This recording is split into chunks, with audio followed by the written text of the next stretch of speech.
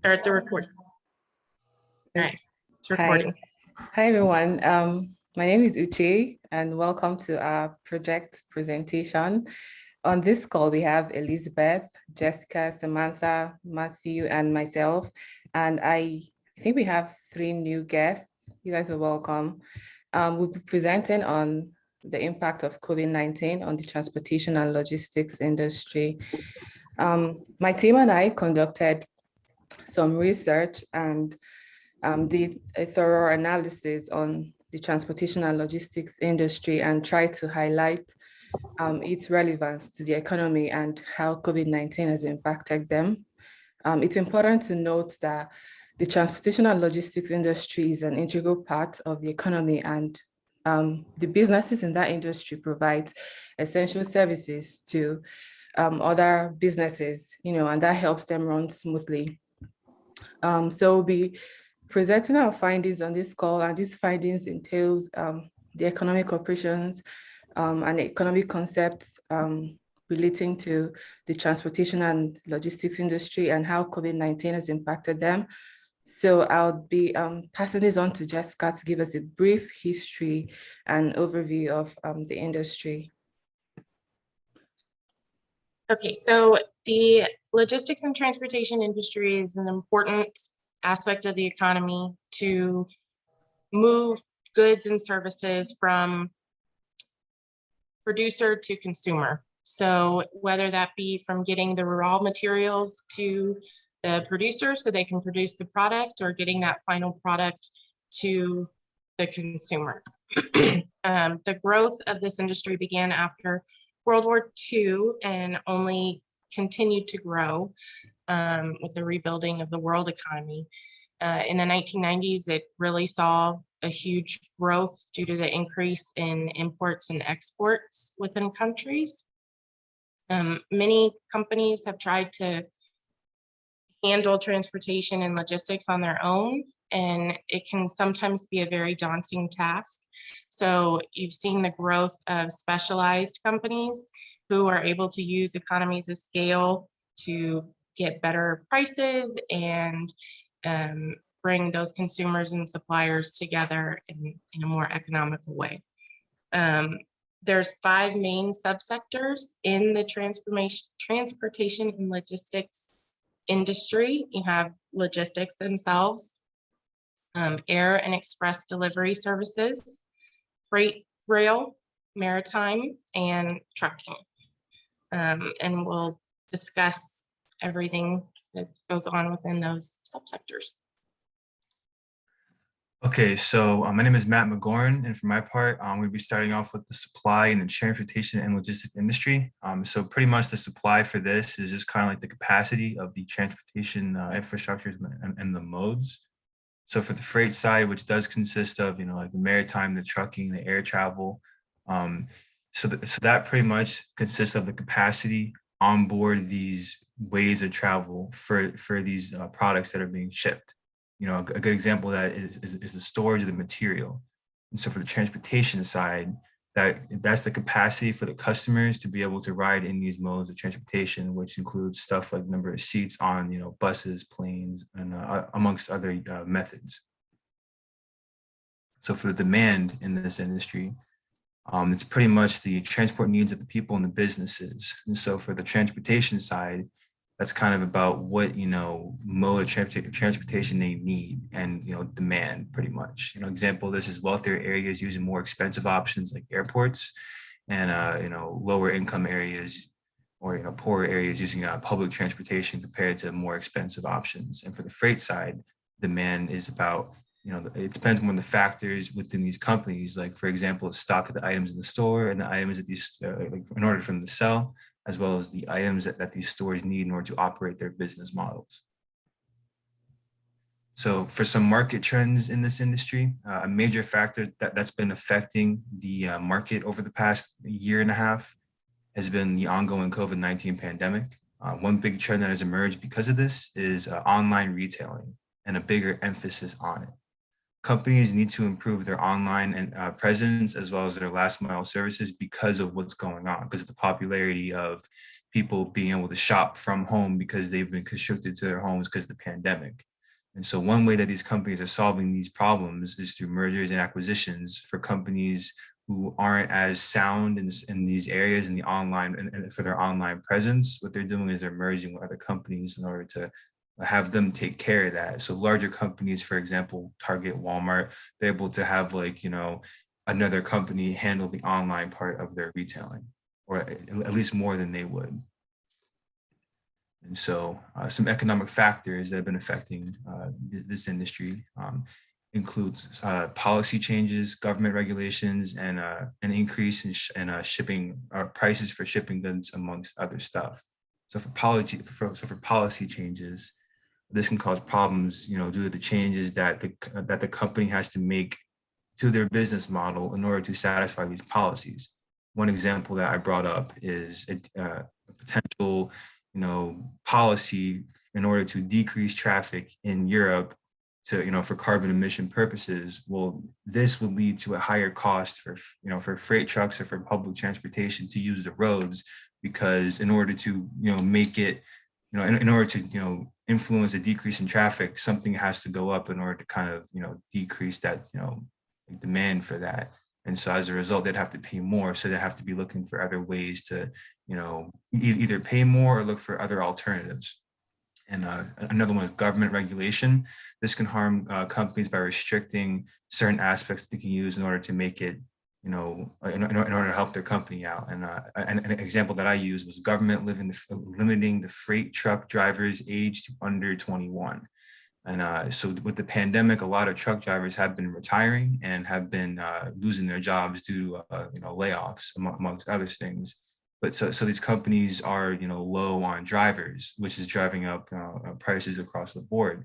And so but because of government regulations, due to licensing for bigger freight trucks, and because of these regulations, these companies can't hire people who'd be willing to drive these trucks between the ages of 18 and 20 because of these regulations.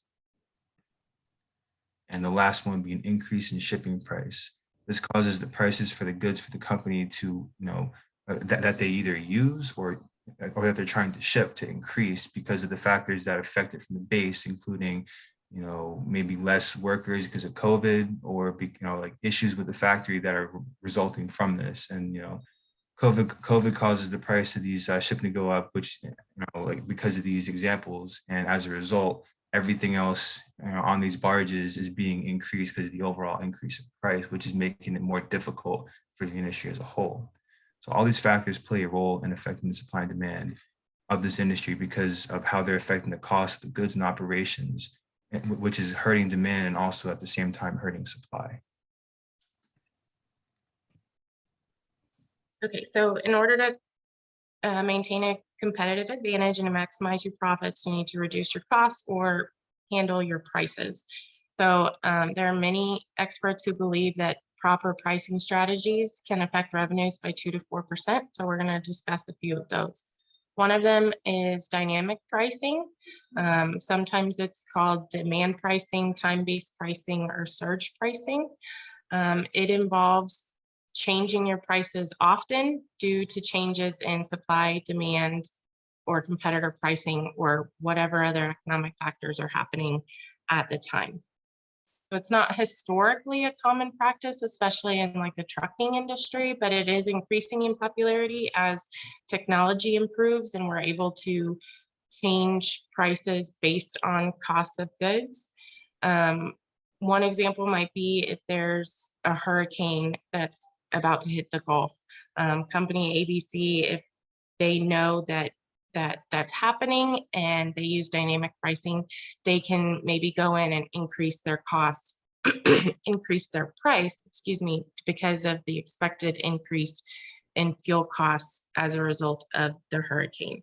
So leaders and management have to be able to adjust those prices very quickly to provide a good competitive price for their customers.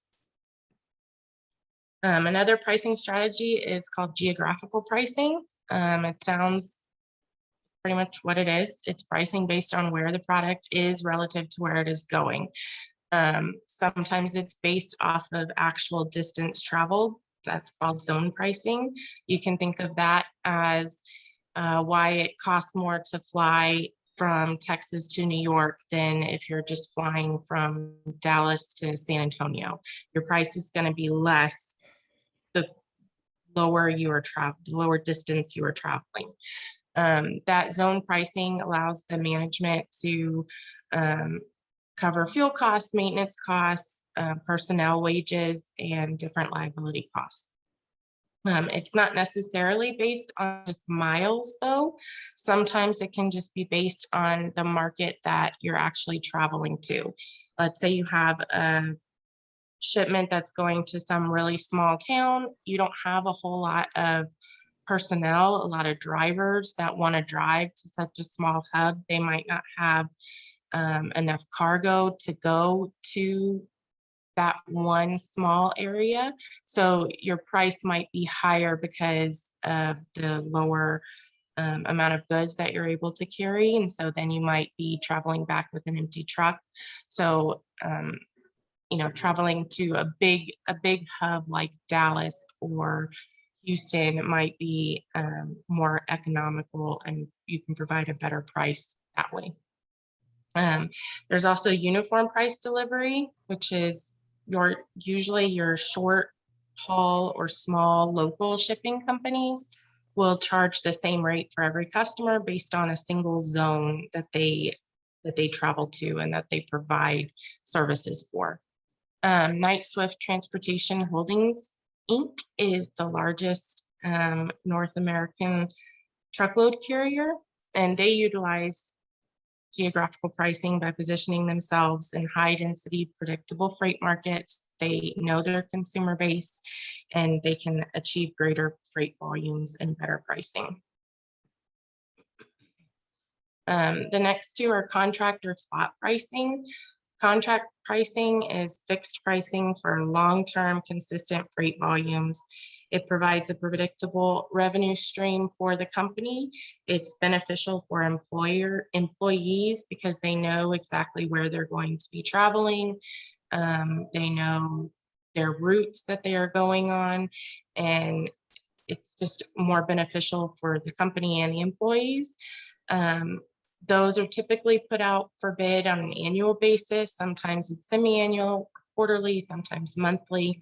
Those contracts include fuel surcharges to try to recoup some of the changing costs in fuel, since that's such a large portion of cost for these transportation companies. They also have cancellation fees or fines if anybody needs to get out of the contract for whatever reason. Good leaders have to manage these contracts throughout the year, knowing when they're starting, when they're ending, what the prices are, and how they can help their customers. Spot pricing, on the other hand, is more short-term and transactional. It's similar to dynamic pricing in that the prices change more often. Sometimes you'll have a customer whose normal carrier is unavailable, so they'll come to you for a spot price and you'll provide that for them. Or if they have an unexpected or emergency shipment come up that they need help with, or they're just a small customer that has very inconsistent shipping loads. In those cases, contract pricing doesn't really work for the customer, and it doesn't work for you either. So you provide those spot prices to your customers.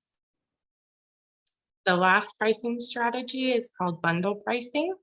Again, this is another way for indirect price discrimination to occur. You have different companies like R+L Carriers is a multi-service company. They provide air freight, ocean shipping, warehousing, supply chain management. They have a whole slew of services that they provide to their customers. So by being able to provide multiple services together, they can give their customers lower prices than what the customer might be willing to pay individually for those services. So they can position themselves as a one-stop shop and be able to provide everything that their customers need.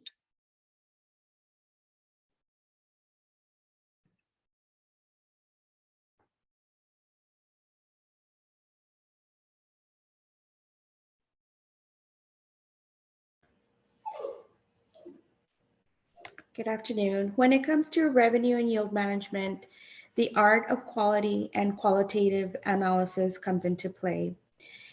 In this, with the COVID situation, it has placed a big strain on the logistics part, being that there's been shortages in production, shortages in personnel. So utilizing revenue and yield management to go ahead and do what's right and see with the, get creative with the managing of the logistics part. So the goal of utilizing this is to target the customer at the right price at the right time to deliver the goods. Some effective strategies would be less than truck full hauls, leveraging the price through market segmentation and base prices on destination points. So it is very important to know that they go hand in hand through effective application of revenue management, logistics, and transportation. It's to improve and maximize revenues and profitability. So yield management has set the tone for becoming a mainstream of the business. So it is, like I mentioned, the science to utilize these strategies to improve the profitability. It is also to demand and supply the capacity and constrained services. It may also be viewed as previously mentioned before, revenue management. This is the manner in which may be utilized for charging prices and segments sold to the capacity used. With respect to freight and logistics services, yield management pricing sets for quick trips on a timely and deliverable so that your perishable or good transportation. So the fees and prices will vary based on the routes, drivers to get to specific load on a timely manner according to plan. Therefore, in order to maintain these costs, based on the challenges that COVID has placed, there are a few ways to reduce logistics and transportation. So the reduction in logistics cost is often the #1 priority for any businesses in the bottom line. Most importantly, it's optimizing its inventory levels. How do we mainstream this? How do we reroute shipping networks, making things more efficient, and including building on the supplier relationships with a third party? As of course, in any businesses, we know that ways to contribute to the bottom line is very important. And of course, dealing with all the challenges that are at hand, we could start with a lean approach. And this aspect is less than a truckload, where it's preserving the manner of the weighing less. There's also an option to consolidate the sizable loads. Mixture of products includes shipping destinations. So at times, big retailers such as Walmart, like we've mentioned, will have multiple stores within a certain radius. And the important part is if we go ahead and perhaps utilize a truck load, and if the truck is not completely for one store, it's allowing that truck to be utilized to haul and deliver for two stores. So that's a way that we could share the cost between those two stores to reduce those costs. Now, there's not another way would be is to focus on other avenues of transportation, as some of my peers have mentioned. There's air freight, sea shipment, and including the rail yard. How can we maximize those different aspects, along with how could we, or as the transportation logistics piece of the merchandiser, is there an option to have a hub station where it doesn't have to get necessarily be from point A to point C, but having a point in the middle to help with a substation? These were all recommendations to keep, the logistics part going. Most importantly, with any machinery, time takes a toll. with the usage, the wear and tear of transport. So preventative maintenance on the machinery, whether regardless of what avenue is being utilized, is important. A little investment goes a long way. If those preventative maintenance get detoured from being done, then there will be longer and suffer more consequences. And then there will be more consequences, not just for the transportation, already having challenges with COVID, but the stakeholders that are involved as well. And most importantly is, how do you improve and build a rapport with that relationship between the company and the customer? So that is key. And these are very basic and inexpensive ways to collaborate in maintaining the reduction of those costs. Now there's other creative ways with the manpower shortage. If there is a possibility and it's in the budget to hire, to buy equipment to help load the trucks, product selection, inventory, to assist in those types of lean practices that'll help reduce in the cost of the freight. I will now pass it on over to my peer, Ms. Samantha.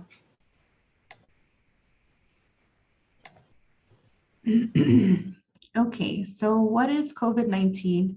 As we know it, it is a highly transmitted virus. It has similar symptoms to the flu, but of course it affects everyone different. Some get mild to no symptoms and some end up passing away from it. The CDC has provided guidelines that they are heavily downpouring on individuals to not only keep them safe and healthy, but to also slow the spread of the virus. The first case was seen in the US in January of 2020, and to today, it has killed 4.6 million people across the globe. So COVID-19 on transportation supply and demand. COVID-19 forced a lot of businesses to shut down due to lack of personnel, and those that were able to stay open, they still experienced the lack of personnel, and this caused a goods and service shortage, which made transportation more difficult. You know, as Elizabeth said, you have one truck trying to just get to one store when it would be more beneficial if that truck could make several stops along the way. In March of 2020, we began seeing travel bans and stay-at-home orders in effect across many of the states in the US. And before that, other continents and countries had already shut down because they had higher cases and more deaths occurring there. So they shut down before we did. So transportation supply and demand on freight lines, they try to make as many frequent deliveries as possible. And as Elizabeth said, well, as we've all kind of said, you know, maximize the capacity per load, per delivery. But that was challenging when drivers began to quit. Either they feared for their safety and their health and their family, or they eventually got sick and couldn't return to work. So in March of 2020, we saw a 10% decrease on roads compared to March of 2019. So a year difference, and 10% doesn't seem like a lot but when you look at the volume of trucking trucks that are on the road constantly around the clock making deliveries to different vendors, 10% is a pretty big number. airlines. So airlines began seeing closures in February of 2020. And it was kind of both on cargo and passenger flights. So by May of 2020, there was a 96% closure on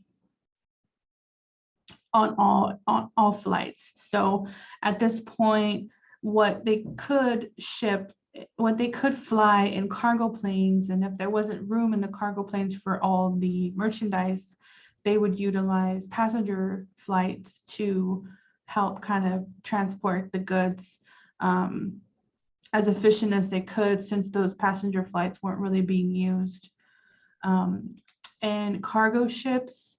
So cargo ships ran into the issue of ports being closed, and only some the ports that did remain open, they were only accepting products from certain areas across the globe. So that also kind of decreased the supplies coming in to the US. And they ran into the same issue, you know, like they did at the grocery store and with the truck drivers. They saw a decrease in employees, and they couldn't work as efficiently as they would have liked to, probably.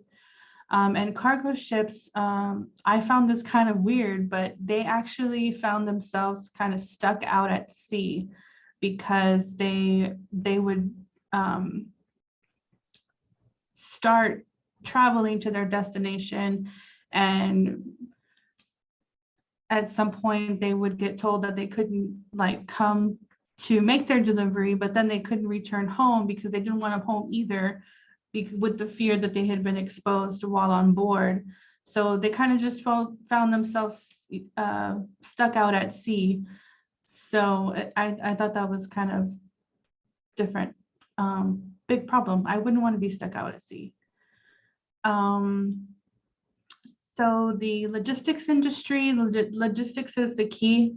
If the smoother and more efficient that the logistics is running and able to provide, that kind of makes everything run smooth with the transition industry as well. With China being one of the highest hit countries, and they were one of the first to see their borders closed. We get a lot of our products and merchandise from China. So with them being closed and unable to transport to us, we kind of had to utilize sources within our borders, which essentially caused prices on certain items to increase, which eventually led to higher prices on transportation as well. And how is COVID-19 changing 2021?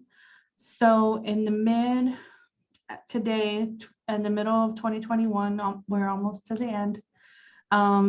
Majority of the travel bans and these stay-at-home orders have been lifted. Businesses and companies, restaurants, everyone's back at 100% capacity, so they can host as many customers as they are allowed to. The economy has bounced back from the 2020 shutdown, but it's not at 100%.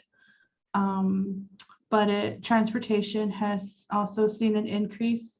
Now that stores are back open and people are going back to work, they're able to make things more efficient and more swiftly, keeping the shelves stocked and getting product to the customers, delivered to their houses.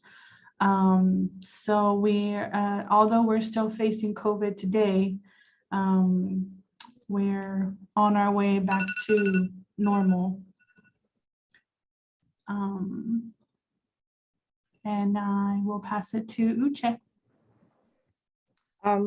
So I guess this brings us to the end of the presentation. So having learned of the history of the transportation and logistics industry, its economic operations, and the impact COVID has had on them, we can see how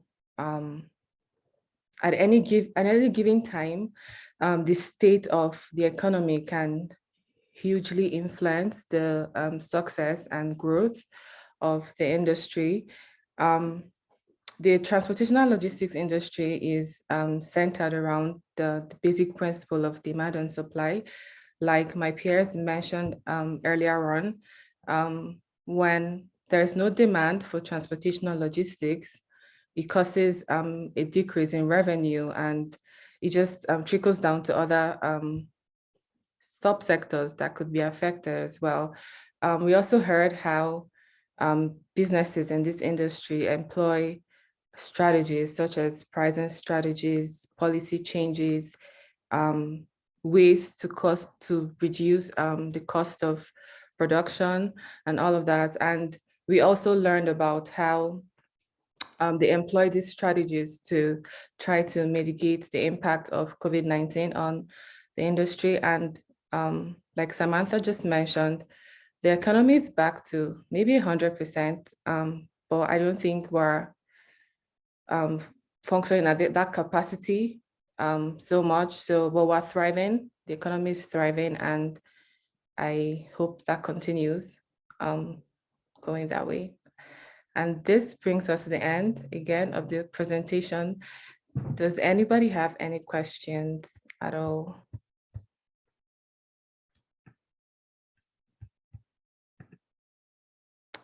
No questions. Okay, I'll just stop the recording now.